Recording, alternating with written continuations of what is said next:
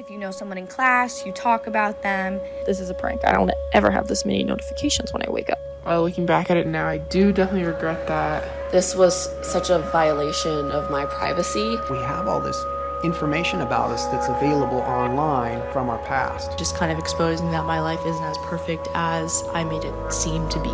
We want to create fear of missing out. Those norms really cut against what I see as the real potential of these technologies to help people. My family, my friends, everyone saw it. To me, this is an exceptional example of the ways in which social media can be used to lift us up.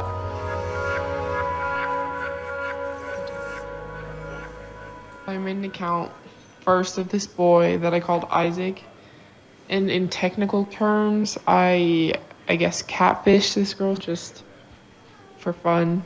It didn't go far, like I didn't make her fall in love with him or anything, but definitely wasn't done with like great intentions. Looking back at it now, I do definitely regret that. I'm sure it probably hurt her feelings. This was a very, very low point in my life. Definitely would not recommend being this awful to people. A very low point in my life.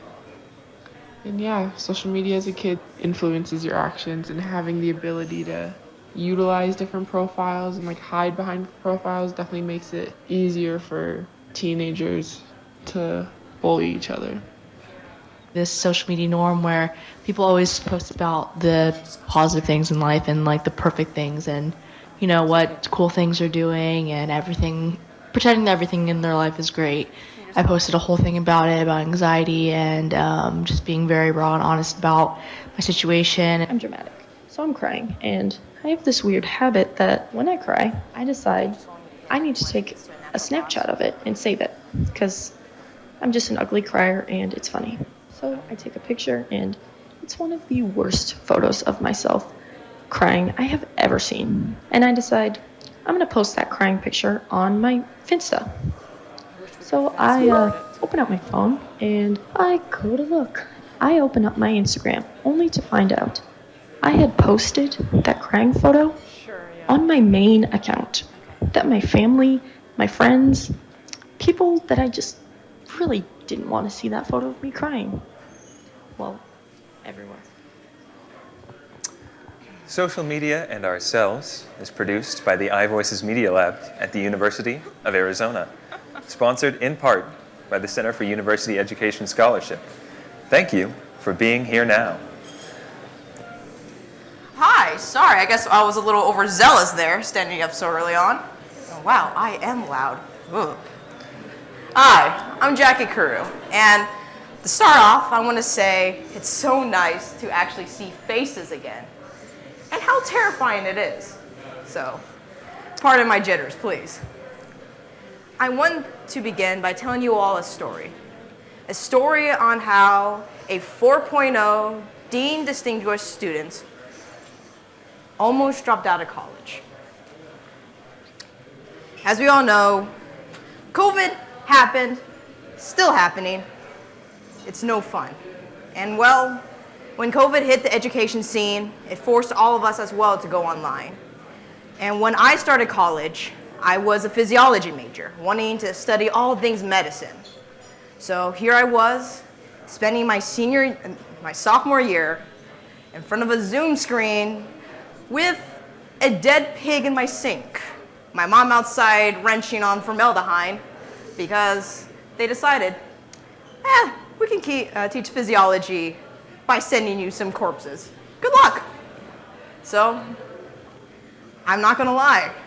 It was disgusting having to stand over my sink, looking at a TA Zoom camera who clearly didn't know how to set up the camera right, trying to follow along, dissecting Miss Piggy. It wasn't fun for the pig or for me, locked in this little bathroom smelling death, with death outside my doorstep. I absolutely hated it. I hated the fact that every time I typed into chat, hey, can you slow down? Hey, can you do this? Hey, can you just pause and listen? It seemed like it didn't matter. It didn't matter whether or not I was in office hours, I was in the lecture room, I was in the actual lab that was occurring, my message would go unseen. I would go unseen. And no matter what I did with my icons at Zoom, trust me, they're all school appropriate and hopefully funny, nobody would say, hey, your name, what's your question? Nobody really knew I was there. And as much as I want to say this was just a problem with Zoom, it wasn't. I may have been a 4.0 Dean Distinguished Student freshman year, but that did not mean I had a name next to that award. I was just one of the students who did well. I would sit in front of these giant gen ed halls, 300 students, raise my hands, and every time it was you there. No name, nothing. So, fast forward back to the dead pig in a sink. I really wondered, was this worth it? In a time where everyone was financially strained, mentally strained, death in the sink and death outside, do I really want to be spending all this money on a degree that wouldn't even learn my name?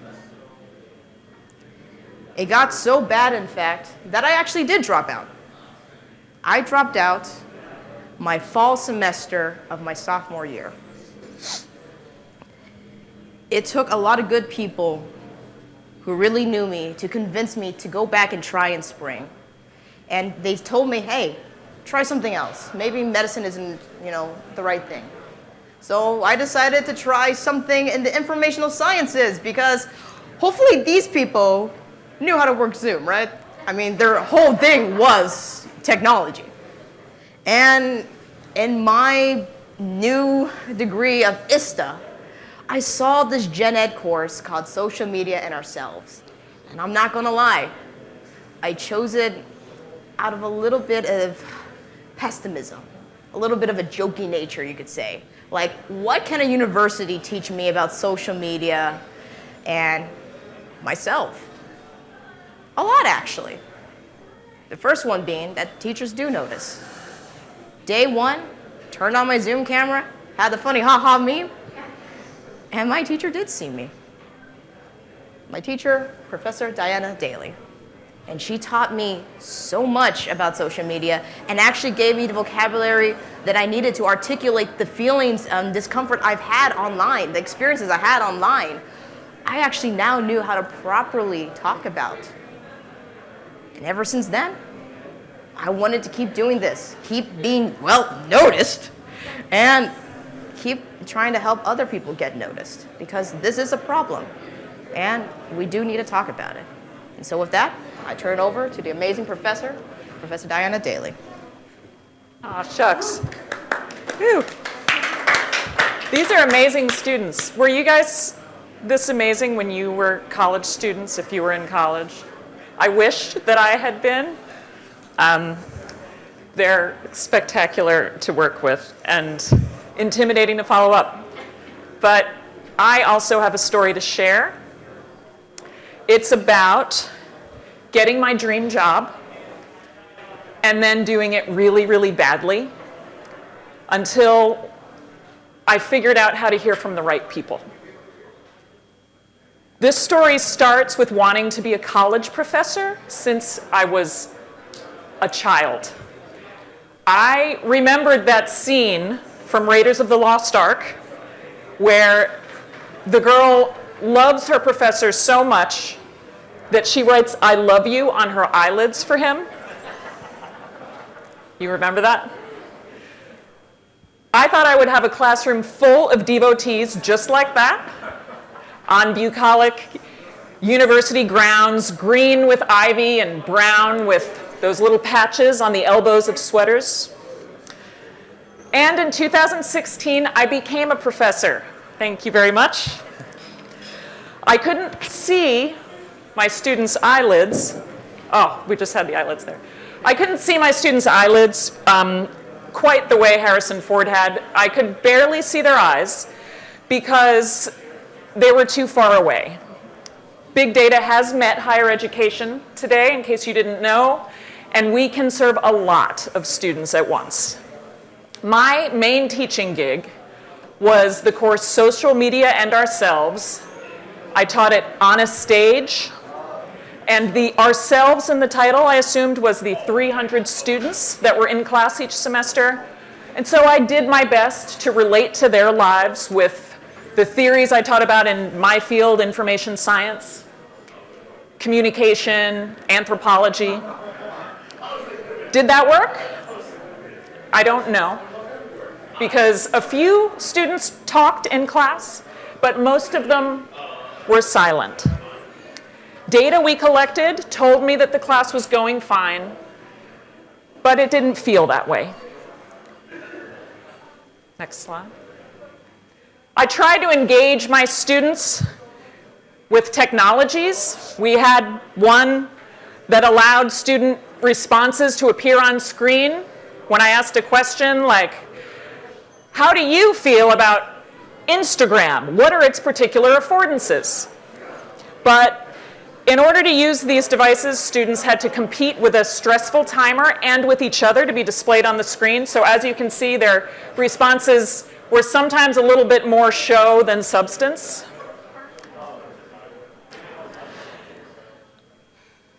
I really tried to engage my students. I really did. I assigned compelling essay topics, which sounds ridiculous now, but I really thought a lot about them. But when their 300 essays rolled in, I could barely stand to read them.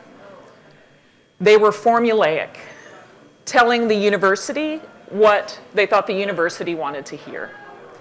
And why shouldn't they be formulaic? We were using formulas to grade them. So I just handed all 300 essays off to my teaching assistants along with a detailed rubric, and done. But this lack of connection really weighed on me after a while. I started to dread going in there and standing on that stage. I saw myself, my professor's self, reflected in this dull mirror of 300 blank faces staring back at me, and I looked like a sham. So the ideas that I was trying to get, they just weren't coming through, and that was why I felt like a sham, because I knew that every one of those students out there knew a million things about exactly the topic I was teaching about, social media. And without that knowledge, whatever I was teaching them was knowledge that was not going to come to life. So in 2018, I tried something. It wasn't some grand vision. It was a moment of pure desperation. I'd recently taken a short audio storytelling class, and I said, hey class, here's my office answering machine number. Call me. Tell me your stories about social media in your lives for a podcast I'm making, if you want. I didn't really know if anybody was even going to call, but 100 students called me that semester, and they talked about their lives. I listened to one 3-minute story, and then another, and a 5-minute story, and then another. And eventually, I downloaded all those stories.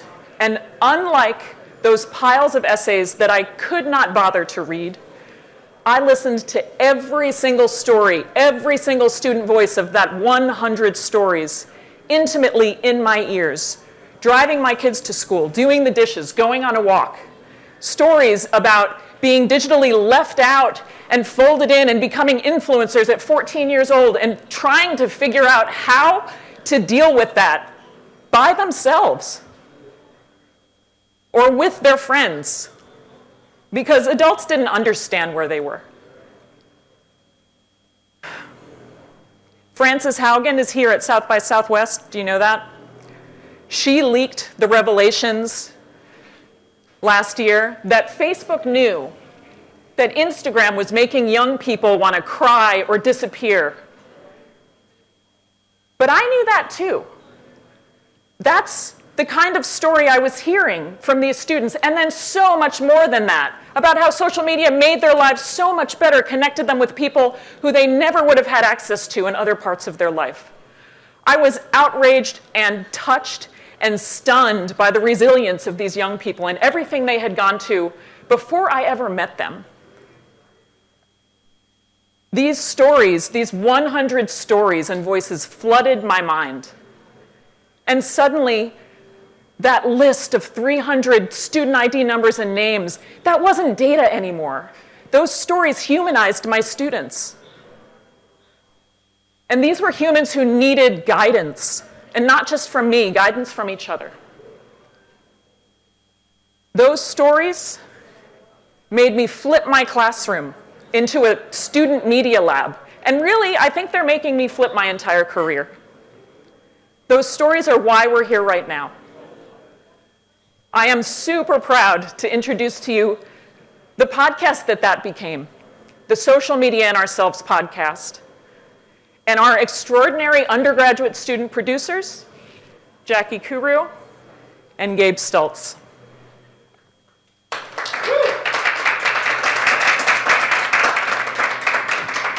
Today we're going to hear from Jackie with a lot of student story material, or as much as we felt like we could fit in. And Gabe's going to walk us through an interview that teaches you guys a little more about what we do. You ready? Yes, let's begin. So, very similar to how I often conduct the structure of the podcast, Social Media and Ourselves, I will be guiding us through today by talking to Dr. Diana Daly here. And so I'll begin by saying, we just heard that there was no grand vision behind your opening up of your answering machine. But one thing I've learned about you so far in working with you is that you have no trouble at all capitalizing on big ideas and turning visions into reality. So that being said, please walk us through your most recent project and start us off with your mission statement. All right. Well, my most recent project, which you guys work with me on, is the iVoices Media Lab. We are in the second year of this 3-year project. The mission of iVoices is to channel students' funds of knowledge into new media curricula and scholarship. And of course, what that means in more plain language is to get these stories, which are these incredible ancient capsules of what human beings understand holistically, right? And to figure out how to make those stories part of what we understand about social media as researchers and part of what we teach about social media in classrooms. Perfect. Well, we also heard that even after getting your dream job, it wasn't always easy to do correctly. So tell us more about that. We'd love to hear about what it's like investigating what does and doesn't work in the classroom, especially with something like social media that, much like a nugget of knowledge, is like a gold mine. It's very hard to extract. So like I said, please tell us about investigating, teaching social media. Right. Well, it's hard to extract, and it can be a little painful at first to realize, and to really dig down into what you need to learn. So the first step of it is to figure out what is it that we don't know? Like, what are we lacking and where are our gaps? And by the way, I love that you guys are actually part of the visual presentation here. I'm appreciating that. So you're kind of peopling our statistics behind you. And I'll tell you what that's about. I began really suspecting we have things that we need to understand about social media and convey in the classroom faster, but I needed evidence of that first. I knew it was happening. I looked in the top journal, New Media and Society. That's like the top journal on social media today. And as I suspected, there was a big problem there, and that is that even though there are amazing articles and everything else, the delay that we have in bringing research out into publication basically meant that there was a huge gap in time between when something was, really happening and it was being studied by researchers, and when that publication would come out. And meanwhile, it was completely out of step with what students were using at the time. Students are extraordinarily early adopters of technologies, right? And so, as you can see here, there's an inverse relationship. And the way that works is that New Media and Society search of what platforms researchers were studying found that there were almost 800 articles on Facebook at that time. Meanwhile, students weren't really using Facebook. They weren't feeling like it expressed their authentic selves in any way. And they were using Snapchat, and they were also really heavily adopting TikTok at the time. There were very few articles on Snapchat, and there were almost none on TikTok. There was one on its predecessor, Musical.ly. So I knew that gap was a problem in terms of presenting new media research. Let's go to the next one. The other problem was a little bit more humbling, and this was something that I was already using to teach with. And in general, multimedia content is something you're going to try to use if you're a good professor. That's what people want, right? You think, you want video, but you also want trustworthy sources. Well, perfect. This video from PBS called Generation Like, right? And so this was made in 2014. It's about young people doing increasingly outrageous behaviors to get likes. What I didn't realize until I'd been assigning it for a couple of years is that my assigning it to students wasn't really coming across to them as particularly relevant, probably based on the comments that I found below the video on YouTube. They weren't telling me, but on YouTube there were many, many students expressing how they felt about Generation Like, that 2014 video. 200,000 views generated by people who got this for homework. Right. So is that super relevant content? I don't know. I don't think it is. But also, I stopped assigning this in 2018, but people were still assigning it for years after that, including during quarantine. So I think that this, trying to get relevant content for a course on social media is complicated. Speaking about relevancy, hi, I'm back again. We also are taught from our parents many things that may not stand up today. And as such, here is a student's story who was told by his parents, not to be himself online out of privacy reasons, and found himself, because of that, in a falsehood that he really couldn't escape out of for the longest time. When I was in freshman year of high school, I moved to a whole new town. I didn't know anyone. I was a really shy, awkward kid. And that doesn't help very much when you're trying to make friends. Instead, I chose to reach out to social media. But growing up, my parents always told me I should never put my name on social media, never my personal info. So I made an alternative account.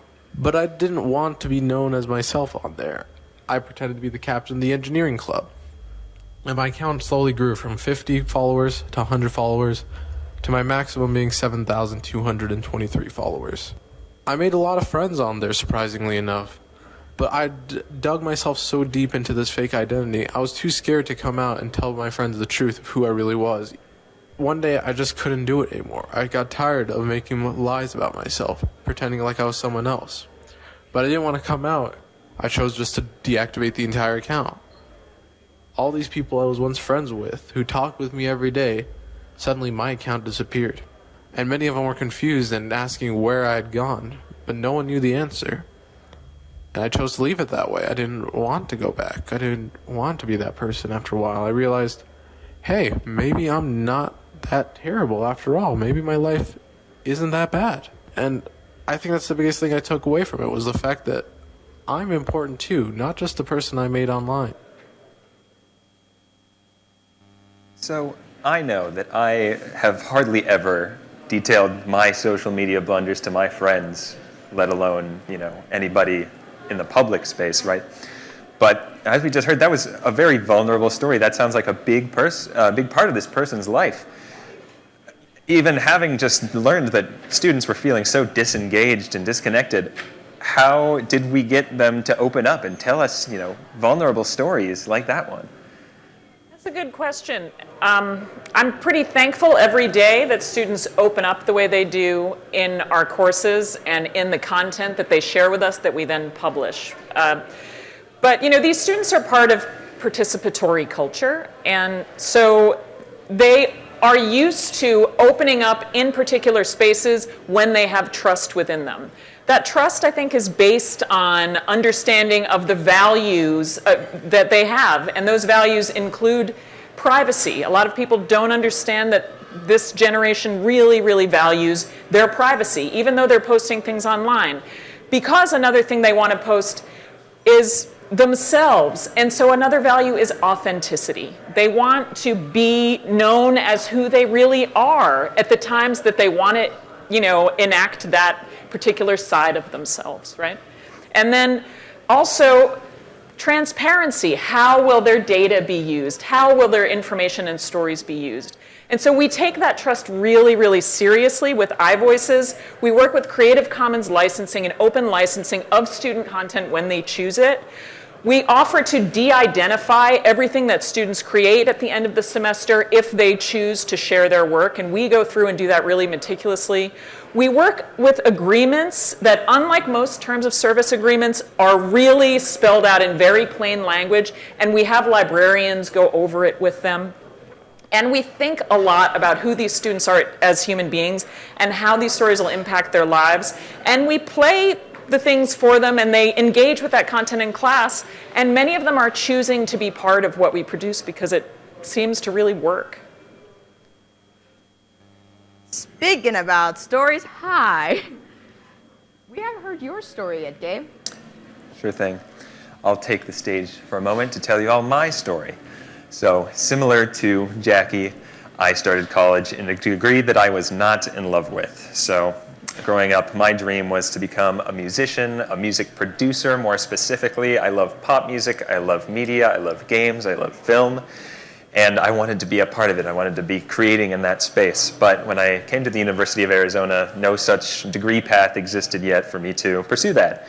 I began instead with a jazz performance degree. I play the guitar, and so I was practicing jazz guitar most days and not doing much else.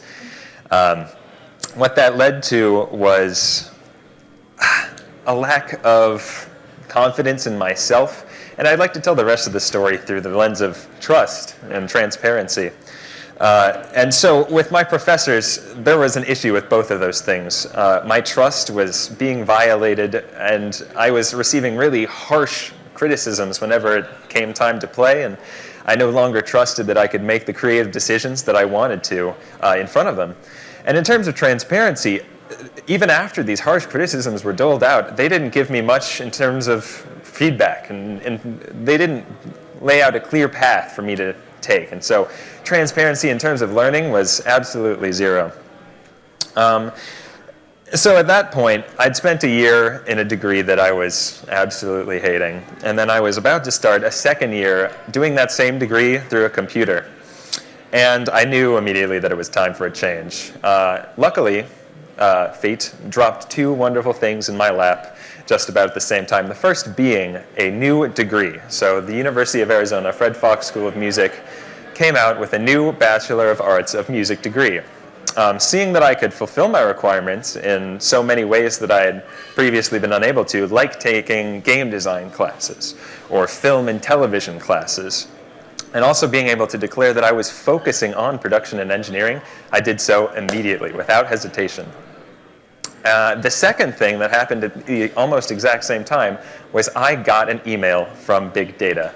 And to be able to play the system, I took advantage of that opportunity immediately. So I got a job listing through the School of Music's advisement listserv. And this job was asking for an undergraduate student with a little bit of time left in school who knew how to edit audio and who knew how to teach it. Being someone who had been working with audio programs as a hobby for multiple years, I had no qualms with the fact that I was super qualified for this job. I applied immediately, met Dr. Daly, and was already excited because in the interview she told me that I would be able to teach music production, teach audio editing, these things that I'd come to college to hopefully refine. And that's how I became a part of iVoices, and that's how I'm still working with them and here today at South by Southwest.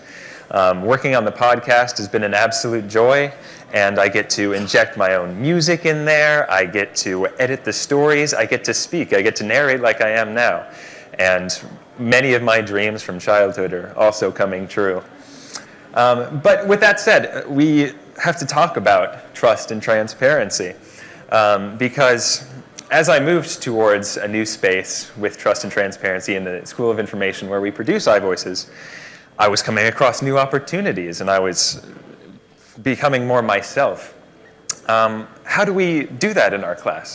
Can we talk about how we have a platform for trust and for transparency with the students, an interface between teacher and student? Sure. I love talking about the two ways that we put out student work and work that we create with students, right? Which you guys help us, help students produce, essentially. So one way is our open textbook, Humans Are Social Media. This is Creative Commons licensed. We create different versions of this with students, about one version per year, and we release them for other faculty who are interested in using them, and we have thousands of students and faculty from other universities adopting this textbook and teaching it in their classes. It has student audio content, video content, blog post style entries, in addition to my initial kind of stub of a textbook that was in there before. And then we have the Social Media and Ourselves podcast, which is what's brought us here today. And so students get to hear student stories in class, and we talk about them, and that's some of the most engaging content that I think we have for them. So these student stories, how did the students submit them? Can we see some of the work that the students have produced?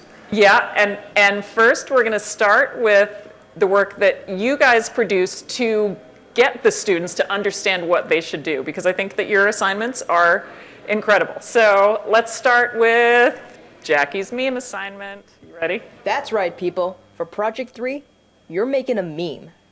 From the photo to the editing, everything must be made by you. Please note, you don't have to use a certain program for this assignment. You can use Illustrator if you want, or Photoshop, or you could do what I did. I used social media. I'm going to show you quickly how I made this meme using either Snapchat or Instagram. Let's start out with Snapchat. Simply pull up your camera roll, or in my case, eyes only, because I saved this photo a while back. Isn't it a great photo? And then go to edit photos. From there, type whatever you want to make your meme. In this case, it's the one you see for class. Add stickers, cutouts, whatnot, whatever you want to make this meme yours. Right. Jackie loves hearing her voice in that over and over again as we prepare for presentations like this one. Both that opening and that image have grown to haunt me. Yeah, they have. I love my So job. let's look at some of the student work that was produced from that assignment. Okay. So Jackie, what do you think about this student work? Talk to us about that. First off, I want to say, I feel like a proud mama bird. I love them both. They both communicate something completely different, yet both in humorous and, well, visually understanding matter. For example, the first one, when you refer to an article you read in an argument, when you find out later that article was fake news. Now, this individual has clearly demonstrated cognitive dissonance, in which he thought he was big-brained in the first one for having supposed evidence for his argument, only to find out later that he was bamboozled and it was actually false. Second meme, when you want to fit in but you can't afford a Mac, kind of shows how we give cultural significance and social value to certain brands that we work with every day. In this case, Apple. And a lot of the student networking I have and the student environment, Apple products are seen to be superior and better for education. And as such, there's a lot of people out there who would just grab that Apple sticker and slap it on top of whatever brand they're using. In this case, I think that's a PHP, but I don't know. There's a giant apple in front of it. To say the very least, these two students actually went above and beyond what was required of them. I didn't show them how to edit their photos. I didn't show them how to do the good old pencil pusher for the glasses. They came up with that themselves.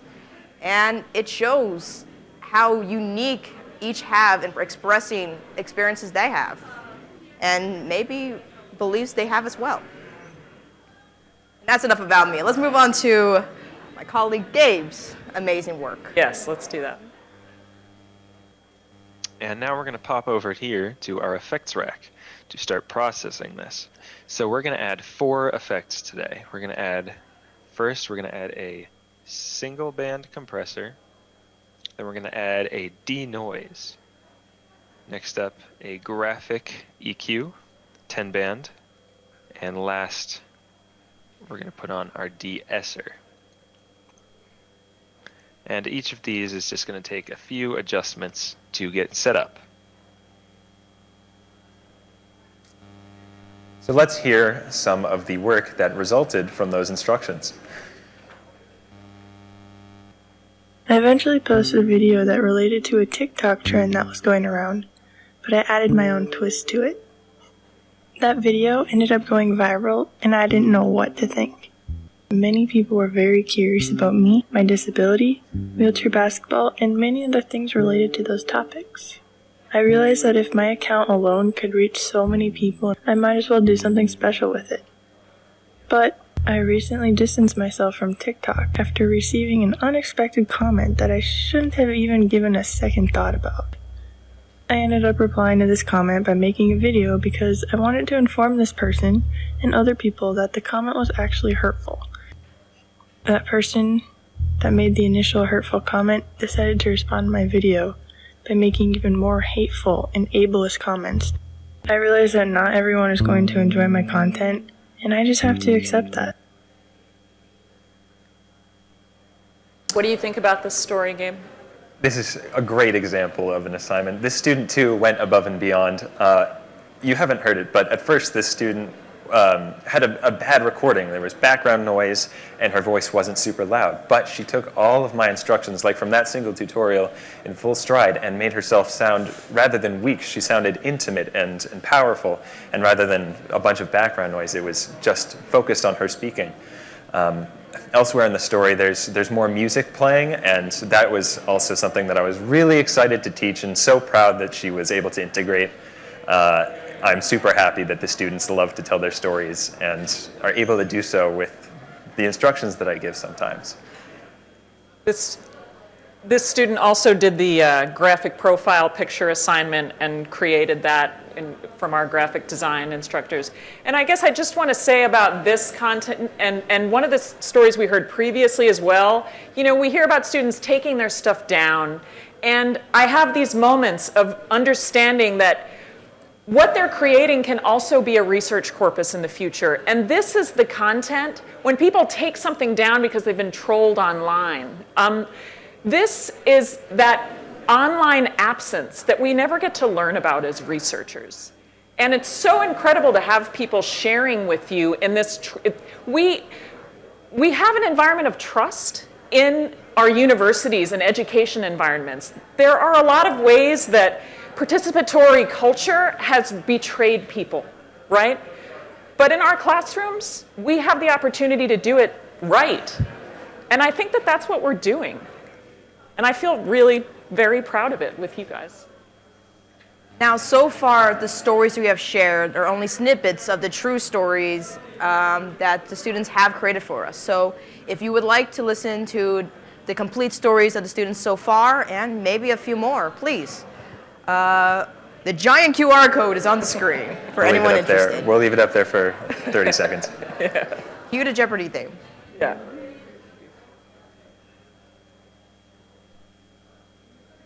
Let's play our montage. You ready for that?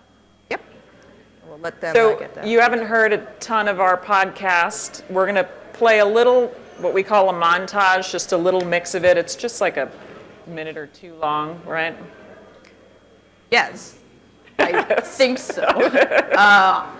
We're about to find out together. We're about to find out.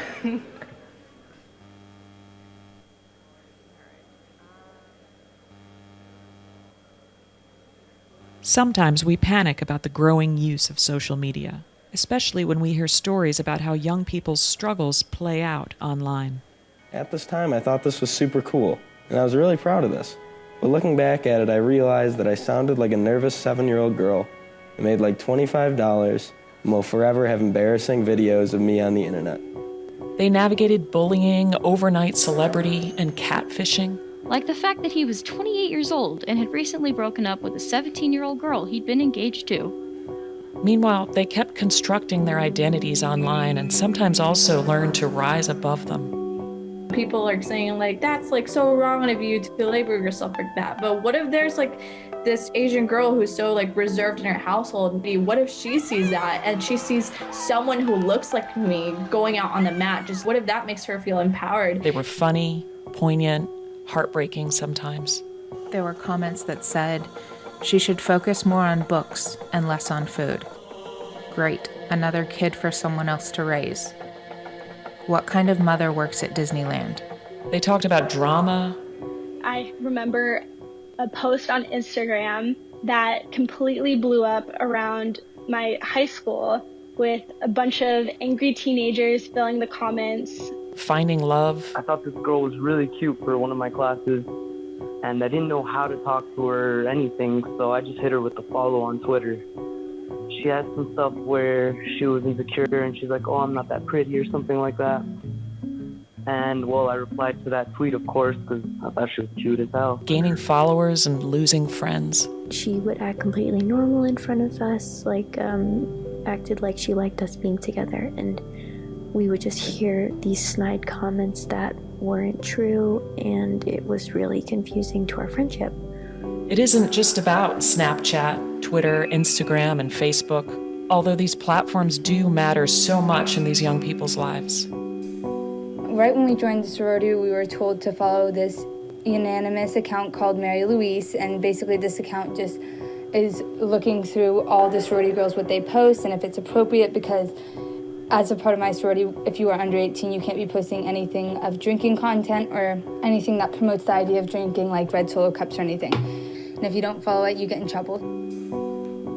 You just have to ask yourself the question, do you know anything about the impact that these incredibly wealthy companies are having in terms of their product? What impact is that product having on our world?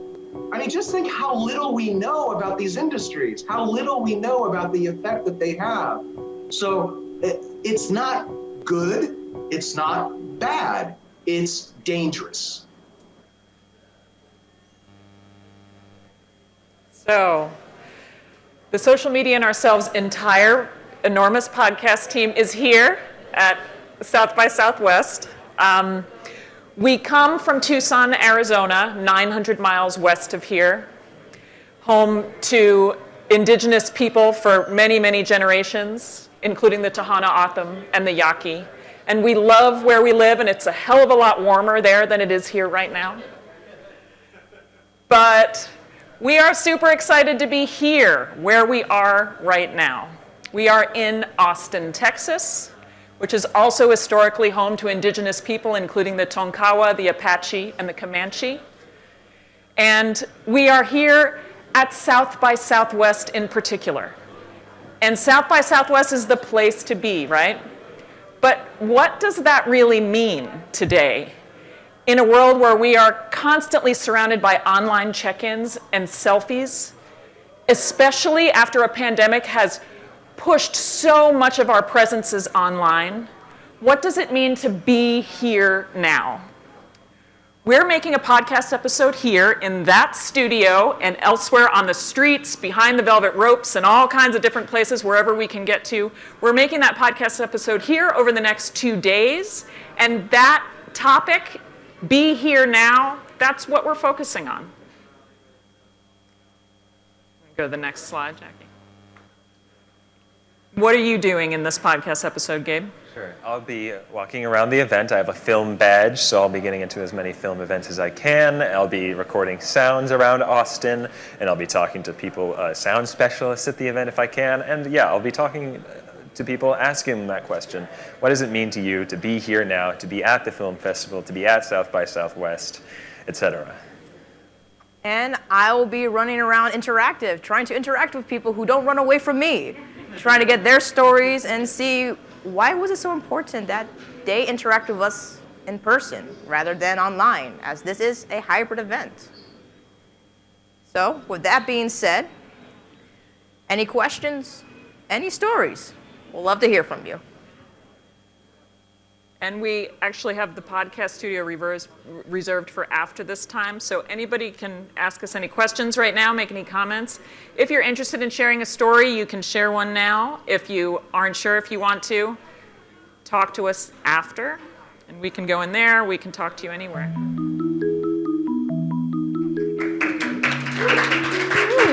Our awesome theme music by Gabe.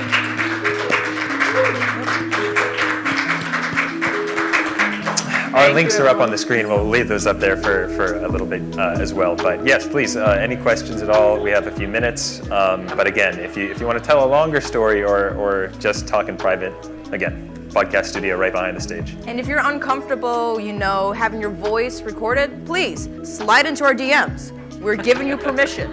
And if not, hit us with a tweet with the hashtag South by Southwest Stories. We'll love to hear from you. You got a question, yeah? Oh, that's a good question. So the question was, what advice to give to parents who think their kids are too involved in social media? I mean, I think that the thing to do there is to say, what do you mean too involved in social media? What exactly are they doing? It's helpful to understand more about the platforms that people use. For example, Gabe and Jackie, can you each tell me one platform that you think is healthy and one that you think is unhealthy based on your experience using them? Oh boy, well, for me personally, I think YouTube in the beginning when I was online was a very healthy platform because it was just a bunch of people who loved something making videos about it. I've learned more from YouTube about how to create audio than I had in radio when I was in a broadcast school, because there's individuals who would teach me things from condensers to dynamic all for free. And for toxic, everybody knows Twitter. I don't think I need to divulge too much into that one, but that platform went from something that was meant to do short, sweet, and concise communications back and forth to something as how much hate can I put in 300 words and how many people can I get to retweet this? I have a Twitter account, but to say that I use it would be a lie. How about you, Gabe? Sure, I'll agree that Twitter can be a rough place to be sometimes.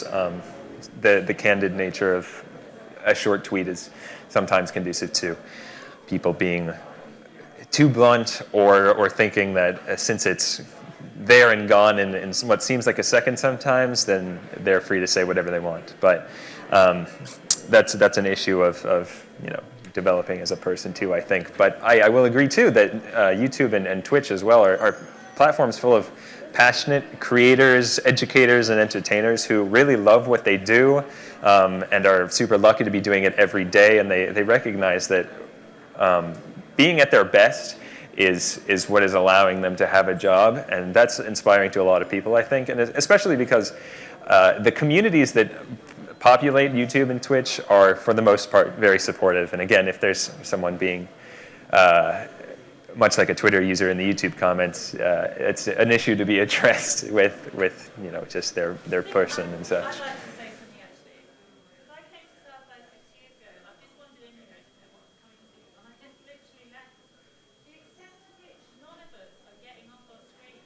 When we travelled across the world to meet each other face to face, eye to eye, I would just like to invite everybody to make full-on eye contact with every human being we meet. And not just look at our children, but look at our own addictions these days, right? We have all left, haven't we, to meet people from all these amazing cultures. And I know we're interactive, so inherently we are all addicts. We know this, right? But it's also about taking that time to step back. And it just really amused me. I literally walked all the way from over there to here. I didn't see one person, even crossing roads, that wasn't looking at a screen while they're moving on the street, which is a really bad idea. Definitely. Definitely. Don't cross the street with the phone in your hand. You nearly got run over by a bike, you know? So I think for me, that's the really interesting piece, is how do we train ourselves to lead them completely? Play with our dogs, play with our children, look at nature, be here now. Sorry, I know your project. But it just absolutely hit me like a bat out of hell. How after lockdown, we're worse than ever, all of us. So yeah. Definitely. Hello, everyone. No, that's a great point. I'll add on to that really quickly. Sometimes social media can be a really great tool for meeting people, but then you got to meet the people, meet up with them, and then have a conversation in person, right? Have a connected conversation that isn't being distracted from. Right. Yeah, I think healthy integration into people's lives, to kind of circle back around to your question, is there are lots of different ways to use social media and lots of different things it can do, and maybe little reminders, like, you know, just like Gabe said, like, for example, meeting people and connecting with them, like, it's been really valuable. I mean, gosh, during the pandemic, how many of us relied on that more than we ever thought we would, you know? And their worlds have so many more people in, you know, young people's worlds are just so fully present online, you know, but it also is really important to just remind them, like, okay, you've made those connections, like, how can you bring them out into the world? And to build off that just a little bit more, I personally spend a lot of time in VR. I like to stream myself, you know. I have a Reddit account, I'll say it. But the thing that kind of, I think, determines whether or not somebody is having a healthy amount of time online and if somebody has an addiction is whether or not they are able to go outside anymore. There's a lot of times, I see it in my brother sometimes, where he spends hours in front of a video game because he's afraid to go outside. You know, it's hard sometimes to talk to somebody. It's hard sometimes to look them in the eyes, as you mentioned, and to really see a person. It's much easier to see a username on a screen because, God forbid, you say something slightly off, you can just block them or ghost them. But if you say it in person, they're still there. So make sure that your kids know that it's okay to go outside, and honestly not to try and villainize social media because they will rebel. Thank you so much for, you know, making this in a conversation. If we have time, we can consider that if somebody else has something that you want to share, or if you have a question also, we'll try to answer it. Over here, I have seen a big group of people. They have stayed behind the walls. You have anything you want to say? Thank you very much. If you want to speak to us for our podcast, please.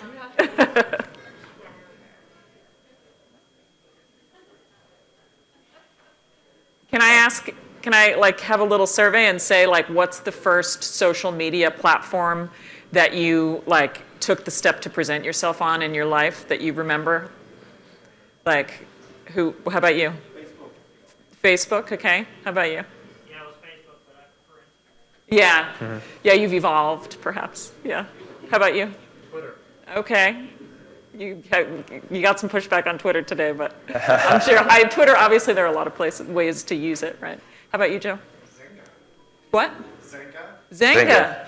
You guys know that one? It's a game platform. Oh, of course, gaming is a whole dimension that we... No? It wasn't when it first came out. It was Interesting. Like, it was the original blog. Oh, I know what you're talking about. Yeah. All the angsty posts of the middle school. Yes. Really? You didn't start on Tumblr? Just kidding. Ask FM is one that we hear a lot about with the stories. It's really burned into young people's minds as like a place where things can go wrong. Yeah, people who are our age now were about middle school age when that was all the rage, and it was causing problems. Yeah. How about you? Do you want to share yours? Yes. Yeah. MySpace. All right. There's a lot of good research about MySpace. And it's a shame it came out after MySpace was defunct mostly, but it's super interesting, like colorful, very expressive platform. How about you? Oh, yeah? Yeah. And you? Oh, right, okay. Yeah, I mean, it doesn't have to be the only one, but one that stands out in your mind, I suppose. Sure, MySpace, yeah. Yeah. How about you? Oh, yeah. Okay. Discord. Yeah. Oh, Discord. all right. Oh, okay, nice. You guys you can have some conversations about Discord that I've never used. And how about you, Chris? Yeah. Yeah. Well, it's interesting how they're all, I mean, what's coming is always based on what's been in the past, but also desperately trying to break away from what's been in the past. And all of these experiences that we have are all valuable and they're all knowledge. And they also all need to be kind of built on to be a kind of a living knowledge. And I think that that's why I really value talking to students about the way that the platforms I grew up on and have used. I mean, I didn't grow up on them. I was in my 20s, probably the first time I used one. But, you know, those are still meaningful parts of my life. And then to have their stories come in and really illustrate how the roles that these platforms can play in their lives it's so much better understanding than a survey or anything like that, you know. Speaking about students, Gabe and I are the only students here at the Wonder House. So that you've met. That we've met. I mean, if I turn around, I would love to see another undergrad, give them a nice high five. But if you guys have any specific questions, any questions about Gabe's life, my life, or Professor Daly's, we've all had unique journeys to here that we would love to share if you have any questions about. You can also talk to us after the presentation because I wonder if maybe we're out of time. Are we out of time? Okay, never mind then. Thank you very much, everybody. It was nice to talk to you. Thank you.